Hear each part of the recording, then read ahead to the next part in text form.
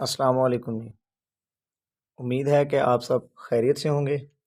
दोबारा फिर math group science class 9 unit 1 कालब और कालबों का मकता डिस्कस कर रहे थे हम लोग। क्वेश्चन एक्सरसाइज 1.3 और इसका क्वेश्चन नंबर 8। इसके पहले तो दो जो पार्ट हैं वो हमने डिस्कस कर लिए थे।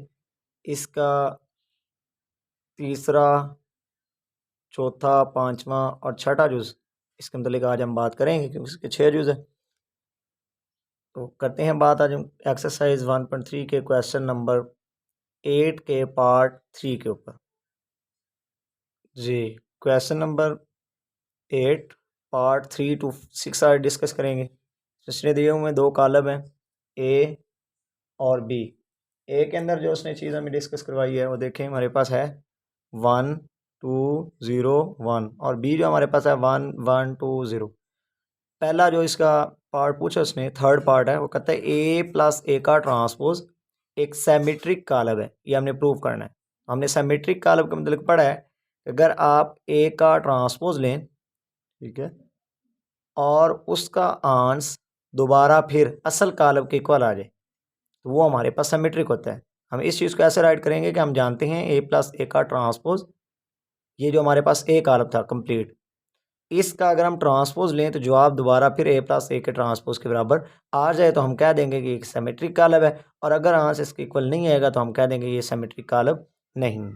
इसके 4 पार्ट हैं, मैंने बताया आपको 3 to 6 जो है हमारे पास ये 4 पार्ट हैं, लेकिन हम लोग पहले 2 डिस्कस करेंगे और उन 2 से ही रिलेटेड अगले 2 हैं। यानी कि तीसरा चौथा पार्ट मैं आपको करवा देता हूँ। पाँचवा छठा सिर्फ और सिर्फ ये बी कॉलम चेंज है और कुछ भी नहीं, कि वो सेम एज इट इज। फिर भी किसी किस्म का कोई मसला होता है आप लोग कमेंट में बता देंगे। सबसे पहले हम लोग ए प्लस ए का ट्रांसपोज सॉल्व कर लेते हैं। हमारे पास ए जो है पार्ट वो ये कुछ इस तरह से दिया हुआ, कहते हैं जी 1 2 0 1। इसका हमने सबसे पहले ट्रांसपोज फाइंड कर लिया। ये फर्स्ट रो को जो है ना फर्स्ट कॉलम में बदल लिया और सेकंड को भी कॉलम में बदल लिया। अब हम ए प्लस ए का ट्रांसपोज लेंगे, इन दोनों को एडअप करवाएं, ए और ए का ट्रांसपोज दोनों को एडअप करवाया तो हमारे पास नया कॉलम कुछ इस तरह से आ गया 2 2 2 2 जी। ये हमारे पास इक्वेशन 1 बनी। अब हमने ये पढ़ा है कि अगर हम ए प्लस ए के ट्रांसपोज का दोबारा फिर ट्रांसपोज लें सेकंड टाइम, दोबारा फिर जब हम इसका ट्रांसपोज फाइंड करेंगे तो हमारे पास जो चीज़ बनेगी वो इसके इक्वल आनी चाहिए, ए प्लस ए का ट्रांसपोज। अब हमारे पास देखें ए प्लस ए का ट्रांसपोज आया 2 2 कंप्लीट। इसी का अगर हम ट्रांसपोज लेंगे तो वो भी सेम एज इट इज़ रहेगा। तो हम कह देंगे कि पास साबित हुआ कि ए प्लस ए के ट्रांसपोज का ट्रांसपोज बराबर होता है ए प्लस ए का ट्रांसपोज एक सेमेट्रिक कॉलम है। ए प्लस ए का ट्रांसपोज क्या हुआ जी, एक सेमेट्रिक कॉलम। यहाँ पे मैंने आपको बता दिया कि दोनों सेम आ रहे हैं, इसमें फ़र्क नहीं आ रहा। यानी कि अगर इस कॉलम का एडिशन करवाने के बाद इसका ट्रांसपोज लें तो ये बिल्कुल इक्वल आ रहे हैं, इसलिए हम कह देंगे ये एक सेमेट्रिक कॉलम है। इसी का पार्ट 4 हम चेक कर लेते हैं।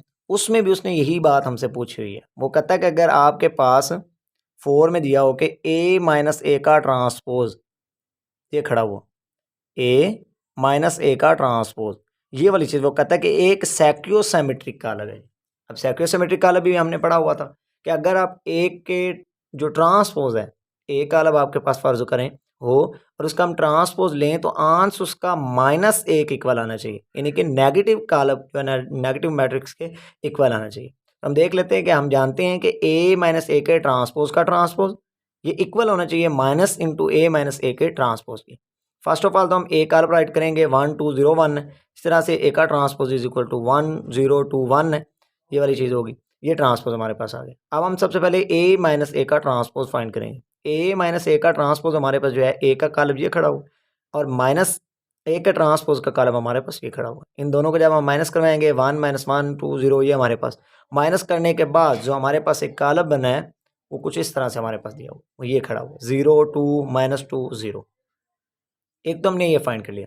अब इसी कॉलम का हम अगर ट्रांसपोज लें और फिर इसी कॉलम का अगर हम नेगेटिव कॉलम फाइंड करें, इसी कॉलम का अगर हम ट्रांसपोज ले लें और इसी कॉलम का अगर हम नेगेटिव कॉलम लें तो वो दोनों इक्वल आने चाहिए। यहाँ से अब इसका प्रूफ हमारे पास आ जाएगा।